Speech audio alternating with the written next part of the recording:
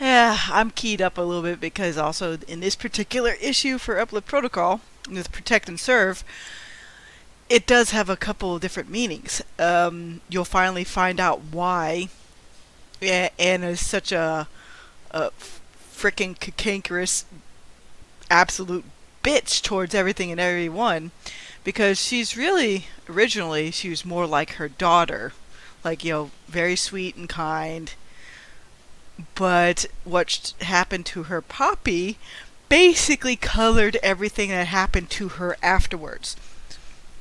Because when you get right down to it, with the preview I showed there, with Murphy saying, like, maybe that's the reason why she hates Eliza and a few other things, like, pretty much on the money there. You'll get to see it as that issue develops, but I'm really trying to get into a little bit of the what really shaped that character. A lot of people with writing nowadays, they try to do, oh, I'm going to shape the character around their flaws and all that stuff. That's primarily modern storytelling. It's like, shape the character through their flaws. Like, no. For me, I approach this, I'm going to shape the character through their sorrow. And for characters that go through a character arc that changes, that's paramount, depending on the kind of character arc you're doing.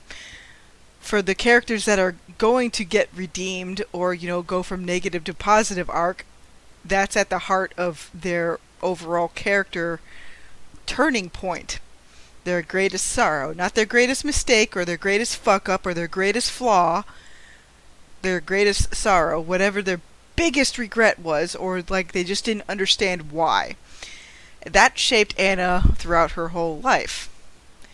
Because there wasn't anybody like the Star Spangled Banner there to save her Poppy at all. And you'll get to see a little bit more of her Poppy, and he's not going away. It's not quite like a Force Ghost, but it's more like, since the weave is tied into the Ouroboros chains and it helps, with that aspect, it can help, tether a soul to a person that still needs guidance. So that's the reason why you saw in the other issue that, when Anna was really getting desperate and finally starting, her mind starting to quiet down enough, because I took that from Babylon 5 when when, because I was still thinking of the travesty of Mass Effect, but no, in Babylon 5, when Sheridan's mind is finally quiet enough, it can hear Kosh.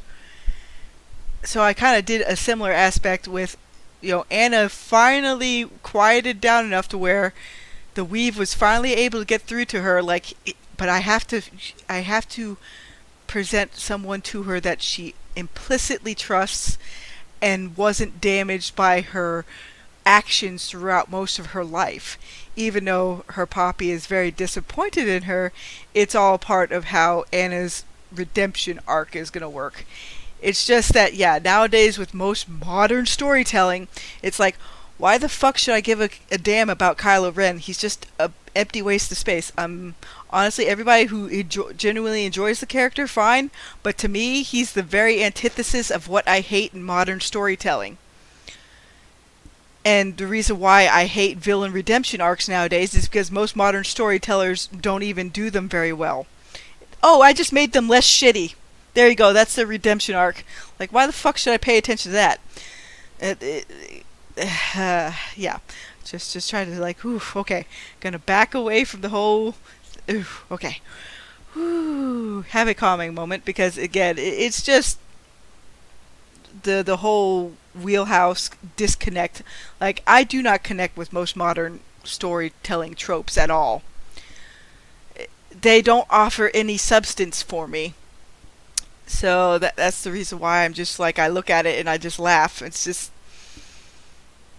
yeah, you know what? I really was born in the wrong era. I really wish I had been born in 1890, so that way I could live throughout the heyday of the pulps.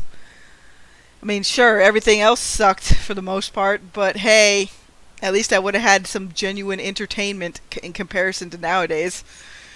Whew, boy. And yes, that's Florida Woman hot takes for the day, and I guess this is kind of like a mini rant.